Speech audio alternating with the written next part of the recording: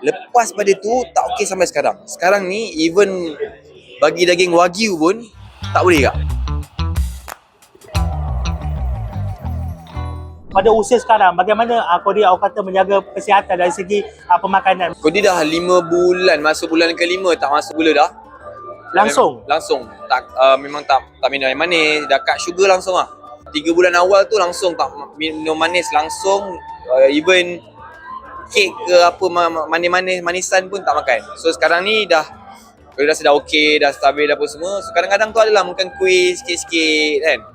Masa tu sebab nak kurus. Okey. Kan, memang nak kurus untuk next film. So sekarang ni dah halang-halang boleh tak ada sugar tu. So kau dia cakap, okey je tak ada sugar kan. So okey lah. So memang cut sugar terus. So kau ni memang tak minum air gas.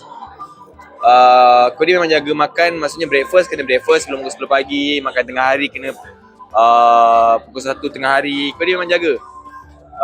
Tengah hari kena makan nasi.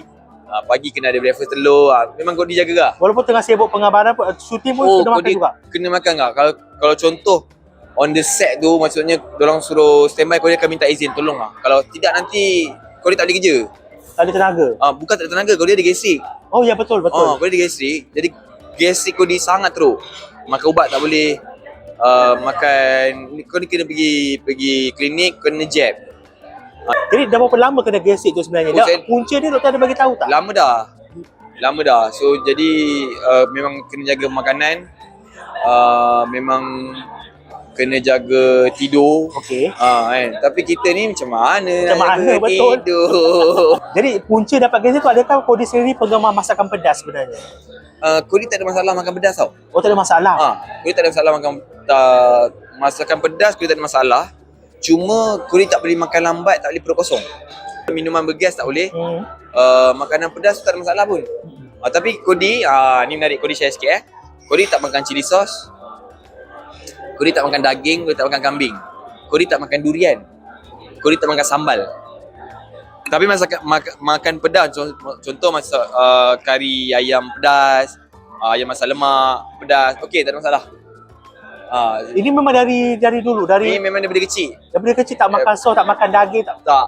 Kalau makan apa jadi? Sorry. Daging, sos cili tu memang daripada kecil lah. Durian memang daripada kecil lah. Kambing dengan daging, kau tak makan since selepas habis sekolah macam tu. Tiba-tiba? Tiba-tiba, bukan tiba-tiba. Kau ternah ni. Kau masa satu hari tu, kau makan daging rendang. Lepas tu daging tu teruk gila rasa dia. Hanyir, teruk gila rasa dia, mungkin basi kot. Okey. Kan? So tak okey, buang apa semua. Lepas pada tu tak okey sampai sekarang. Sekarang ni even bagi daging wagyu pun tak boleh kak. Oh, rugi. Tak boleh sebab kau cakap daging tetap daging. Daging. Tapi tak ada rasa macam alah rugi je tak ada. Tak ada. Memang tak boleh telan langsung. Memang tak boleh. Even sup daging, ambil sup tu pun dia siap. Tak boleh. Boleh